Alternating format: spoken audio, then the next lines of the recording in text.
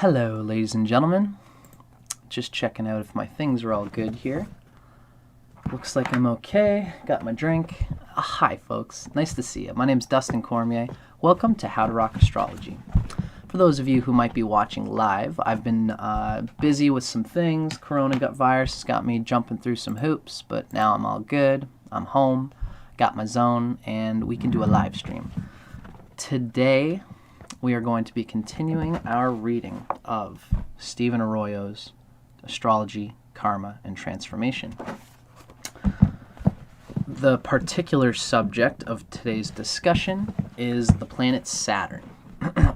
Big old, scary, terrible Saturn that everybody always has a freaked out opinion on and whatnot. It means death, it means karma, it means the physical body, it means the limitations of the space given for you to open yourself.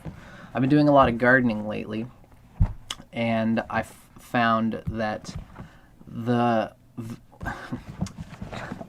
wisdom I'd like to transmit is that when I use my shovel and when I till the soil that I'm going to be putting any kind of plant in, the roots of the plant can only expand in the given work that I put in to create a home, a foundation, by digging a big hole. Because all around where I dig, it's like clay in my garden. It's like tough clay. And what I have to do is get a big circle. The bigger the circle, the deeper the circle, the more the roots of my plant have room to grow, to express themselves. And because of that, because I put in the time, it also takes nutrients. The nutrients I put in the soil is from the start, because you can't take the roots that you can transplant, and it sucks to do, but plants don't like being transplanted. You have to know. I'm learning this for the first time this year. You have to know, make a big enough space so that the roots of that plant can grow specific to that plant, that seed. And you have to put in enough nutrients so that plant can grow in its given time period. And Saturn is the same way. You can have a great sun. You could have lots of willpower, lots of strong roots that just like to jut out. And they can dig through the clay. If you have a good sun, then you can dig through the clay of your lack of Saturn in your life. But it's the work that you do, it's the karma, it's the foundation of yourself that is a proper thing if you do it properly. And I'm a Saturn guy, and I enjoyed all this foundation building in order that my plants can come to grow the best that they can when they get to the flowering stage and the Venus stage and the Sun stage. So, in the same way, people freak out about Saturn. And I don't think it's something to freak out about in the same way that everybody tends to consider. Saturn is the more you embrace Saturn. Saturn's considered the planet of greatness. It represents our first chakra, and you can only build on your body. You can only build on what you have, on the karma that you have, and death is this eliminating thing that Saturn does. Change, transformation, the end of things, time, the fact of time moving through. This is all Saturn. Saturn is the planet of Kala, time. And it is the shortness of time that glorifies every event, everything, every moment that happens in our lives. If things didn't end, then they wouldn't be special. If we didn't have an out-breath, then the in-breath would just be the same thing.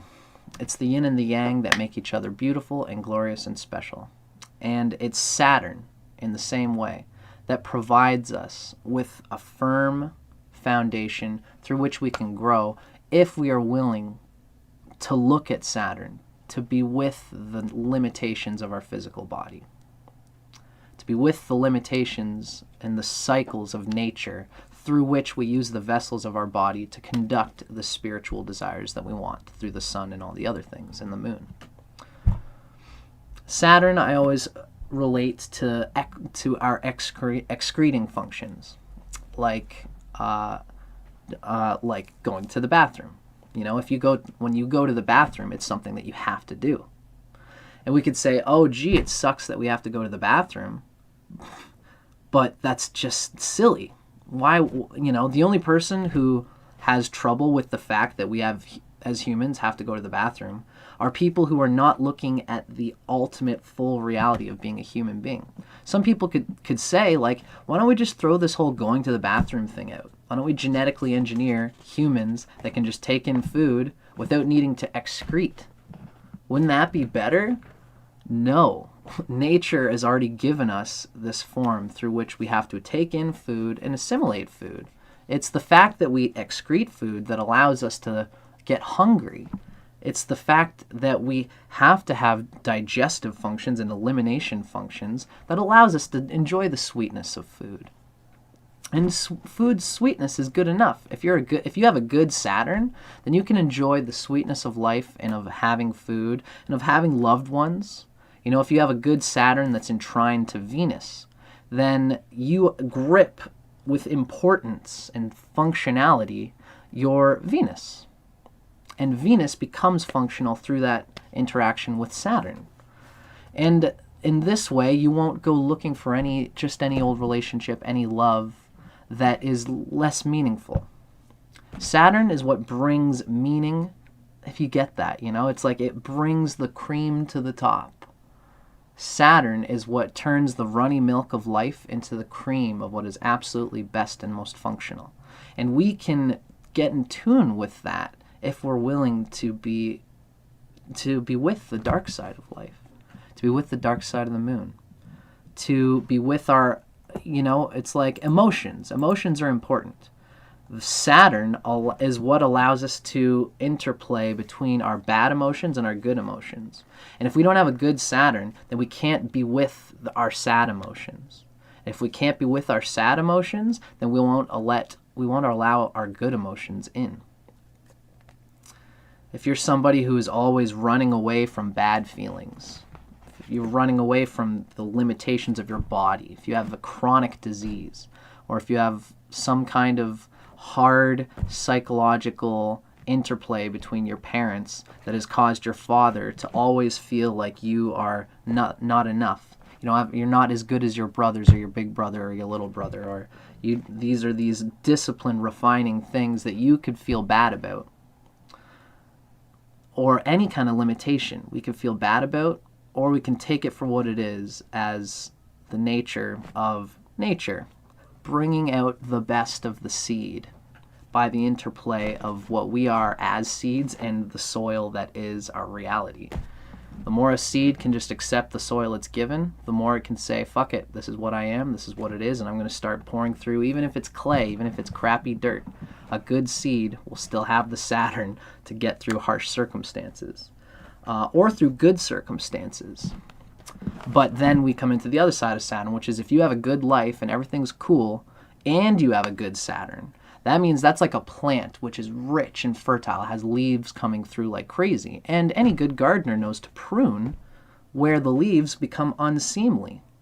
If you prune out the leaves that are just sun sugar leaves, that are just kind of taking up space for no reason, you'll allow the plant to not topple over and to grow the central stalk, which will become the best use of your karma, the best use of your energy given in this life, the best use of the genetic code that you are.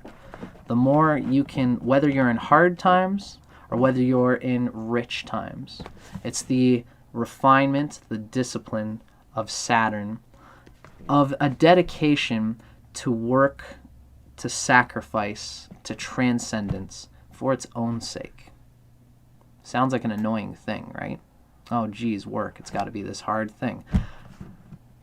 But if you work, the reality of work, the reality of excrement, the reality of limitations, it's like a river, and you can either fight to go up river, or you can eliminate the river, or you can move the water coming from the mountain so it's away from you forever, or you can just put a water wheel in and use the river, use the mountain, use the gravity, use the chi, use the chi that you've been given, use the energy that you've been given, be discerning about it, Just because, you know, being Saturn doesn't mean like, oh, I get it. So I was born with like a bummed leg and now I have a bummed leg. And so I have to start telling people that I have this bummed. But it is true. If you have a bummed leg and you don't accept it, then you're just going to you're going to try to pretend that you got a good leg, and then everyone just doesn't know how to deal with you.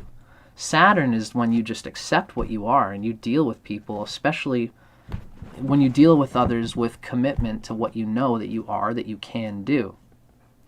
This is what gives Saturn is a critical social planet as well. And it's through embracing the full container of what we are that we can stop making excuses, stop frustrating ourselves, stop ignoring ourselves when a problem comes up in our reality, and we just say, no, I don't have that problem. And then the problem grows and grows, and it becomes, it defeats your vehicle around the time you're at your Saturn return, or the second Saturn return, or any kind of Saturn transit, any kind of transit of anything to Saturn, especially important planets like the outer planets, as we're going to see. So Saturn is considered a much more important planet, especially by Vedic reckoning, but even in the West is, we as Western astrologers also have the glimmer of the truth of Saturn at its core, which is different than the shell of the experience, which is deeper, a deeper part of ourselves. It's the slowest of the main planets, which means it holds a lot of chakra and a lot of energy. It holds a lot of karma. And because it is our biggest problem for every person, it is also the surest route to the redemption of those things in your life which stop you from becoming the glorious absolute self that you are inherently from within. I'm just noticing my friend Creepy Kitta is hanging out with me and watching the show. Nice to see you, Creepy Kitten. For anybody else watching as well, this is, of course, a live stream. So you can feel free to make any comments, ask any questions that you like, and I'll try to speak to them as I can. Now, this first part of this video is just like a little bit of putting you in the frame of the fact that Saturn is a much better thing than most astrology gives it credit for. It's like the fact that you have to go to the bathroom. You could either be bummed out about it, or you can deal with it. It's like Saturn relates to your health. It's the fact that you have to eat good food in order to best get through things. If you have a bad Saturn, you're going to be like, well, I see that is the fact, but I've got other things to do that are also just more important. So vis-a-vis, it is what it is. If you have a bad Saturn, then you're just not going to think that the flagging bodily ways are important flags and symbols for your reality. But if you have a good Saturn, then you'll see the flags, you'll take care of them in a timely structure, because you know that the visual of flags, of red flags, of bad things happening in your energy field are something that you can and should pay attention to in order that they don't become problems later. Being a problem solver like that is just an important thing to be able to do, depending on your other planetary relationships with Saturn. For example, like having the sun in Capricorn or Aquarius, they're drenched in Saturn vibes, and the sun doesn't necessarily do that well in Capricorn and Saturn.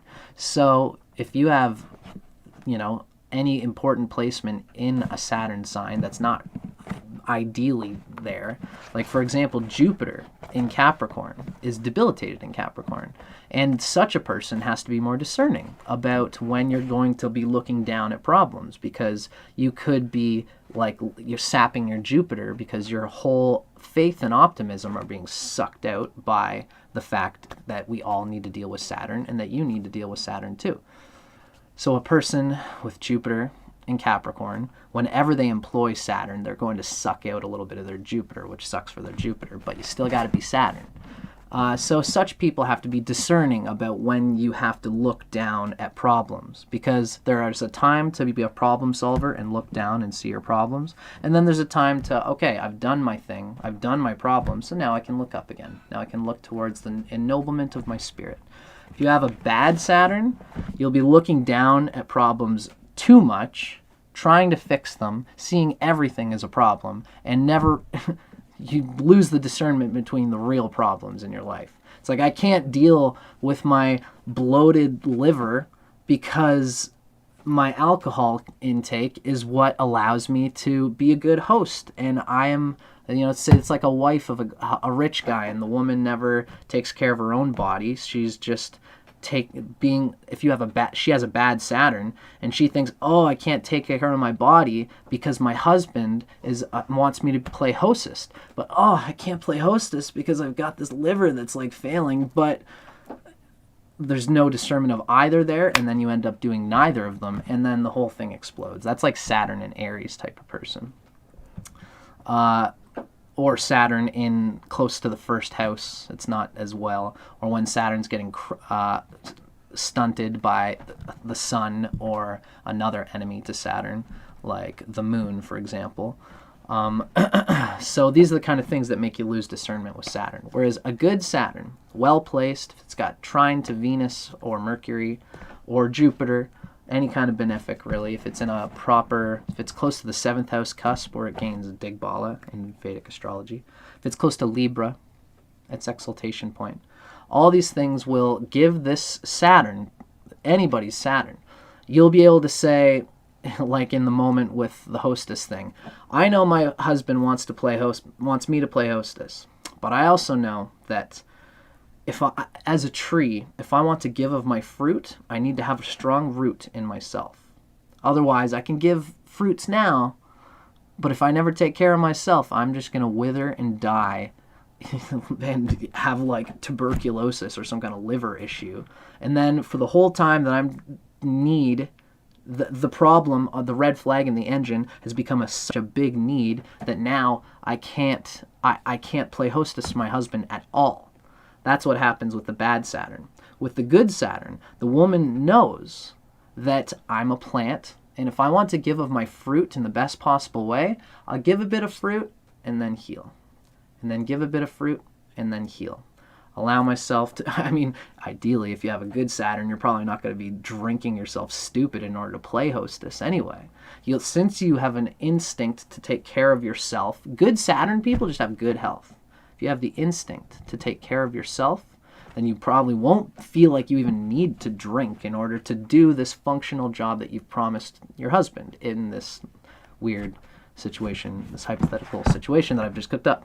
So, if you have a good Saturn, then you will know what's the important red flags to take care of, and you'll deal with them, and you'll consider it important to deal with those problems so that they don't come up later. It's like trying to deal with a vehicle, and the red engine light on your vehicle flags and says, hey, you're overheating, you've got to drink water, you've got to replace your coolant, you've got to do something, you got to put in more oil. You got to do these things, and if you don't do these things in a cyclical manner, then your vehicle will eventually just wither away. And it's okay. This happened to my car like last year, and I learned all of this through all of this, and I don't have a vehicle right now because I didn't take as good care of it as I should have. But it's one thing for me to have lost my car, but I'm very careful about my own body, my own needs, how I need to express myself in my world as saying these are my needs. I have a good Saturn, I have a well-placed Saturn. And I tell everybody, I do this astrology thing. I have a lover at home, so when I have a job where I need to work these shifts. And anybody who I hang with, when I'm hanging with my girlfriend, I tell her that I love you, darling, and if we want to make this work, I have my needs and boundaries and job that I need to be here at this time. And it sucks. It's like, it's this annoying thing. But since I've taken it on and embraced it and said, sorry, sweetheart, but I do feel that as we go on and we continue, our bliss of our relationship will come through, even though I have these certain needs that I need to take care of for everybody's sake. And lo and behold, it has come through that way. My girlfriend is still with me, even though I have to go to my job. And when I go to my job, it's not that big a deal because I know it's something I have to do. This is how a proper Saturn operates, so it never becomes this annoying thing. And finally, the last thing I will say about a good Saturn is that you are also discerning about the problems that are important. Meaning, if I'm in a relationship with someone, Saturn's a problem solver. It looks down at problems. And a good Saturn will take care of all the problems as a good problem solver. And once all the problems are done, they're done. And I know that they're done because I have a checklist. I have a good Saturn. I'm saying for someone with a good Saturn. I know that I made sure that all these things are figured out. So now I don't have to second guess myself. There's no red lights on the vehicle because I changed the oil. My vehicle's not giving me any weird problems, so I can move forward. Whereas somebody, again, that's a proper Saturn. And this way, that good Saturn makes you not worried about looking down at problem solving. And when you don't have to look down, then the sun can look up. It's the sun and Mars, the ennoblement of Mars, that looks up and says, now I'm going to take care of what my spirit, my talent, my true enjoying capacity can do in my life through wherever the sun is. So, even when you have ill placements of the sun from Saturn, it's like if Saturn is in Aquarius and it's giving an aspect to the sun in Aries. That's like a Vedic sense of Saturn aspects, but in any case. If Saturn is in a well place, and for our sake, if it's in an ill aspect to the sun, that means the sun is getting squashed by Saturn, like if it's a square. So that'd be more like Aquarius with the sun in Taurus. I digress. If Saturn is doing okay, but the sun is getting hit by Saturn, or if the sun is in Capricorn or Aquarius, if it's in some kind of harsh aspect to Saturn, then the sun will be really... The way the sun looks up is by looking down at Saturn. And again, this is how someone whose sun is getting hurt by Saturn overthinks about problems, makes problems out of nothing, makes mountains out of molehills, and tries to look for problems. That's what Capricorn and Aquarius sun often do. But if that's happening, at least if your Saturn is well placed, you will know that you will take care of all the little issues, and you'll be discerning about them so that all the big issues are figured out. And that's what your sun will be interacting with if you have that thing going on. If there's an aspect with Saturn and the sun, then by looking down, you're doing what the sun does. And that's not the sun at its best nature, but it's still the expression of your sun. It's especially important if you're a Capricorn or Aquarius or have important planetary placements there that you have a good Saturn. Because then the problems that you take upon yourself to fix are actually useful, actually important, and are not just you pushing yourself to do some work because I have to, because I'm a small, short-term vessel on this planet that I know is going to die soon, so I have to work as much as I can to get as much glory as I can. This can kind of happen if you've got the sun or Mars in aspect to Saturn. You start to push yourself a little too hard, a little too fast to do the things that Saturn needs to do. That's when Saturn it loses its discernment of what's good, of what's the proper problem to look down at. But still, I don't want to go in circles here. We're gonna start our thing soon because I don't want to ramble. But I'm trying to show how, if you have a well-placed Saturn, it can save a beggar, and it can glorify a rich person. It can save a beggar, and it can glorify a rich person or a person who's already well-to-do. It can take someone who's got an easy, comfortable mode in life, and if we, as everybody, every human, if we start with Saturn as the first chakra, Capricorn and Aquarius represent the first chakra, if we can take upon ourselves to consider Saturn, to consider the darkness of life, to consider our limitations, to consider the red flags on your vehicle, on your spiritual vehicle, of course, not just on the little things that we do in life. If you look at the red flags of your spiritual vehicle, and if you accept them, see the laughing skull behind the face of your own face, and laugh with it. Get the cosmic joke, which is that we are here for a short time, and there are things that we need to do in order to have the best time that we want to have. And if you do what you're supposed to, whatever that means for you, then we can see our limitations, the hard parts of life, our hard, necessary boundaries that we need to employ in order that they don't become problems anymore. The only person that has a problem here is the one who is trying to run from their problems. The only person that ever has a problem is the one who runs from their problems. This is what Saturn tries to teach us. And I love Saturn. I live for it. And I'm really glad to be sharing in this discourse with you folks today on what it means to have Saturn and how we use Saturn. So I hope you guys enjoy this. I'm just going to take a look at our comments before we start spinning, and then I'm going to end this video and we're going to start a new one for those of you watching live. My friend Kubra Selik is saying hello. Saturn is well placed. You have Saturn, Kubra Selik. That's an interesting place. You have Saturn in Taurus in the 7th house. Saturn is well placed in the 7th house. And that's a very good thing. As the closer it is to the 7th cusp, the better. Because then Saturn is using the world outside of itself to grip this important thing that it does. And it's in Taurus, which is a good by sign, especially if Venus is around the area and is a friend. But Saturn is close to Aries there, which is a tricky placement. You're probably a Scorpio rising.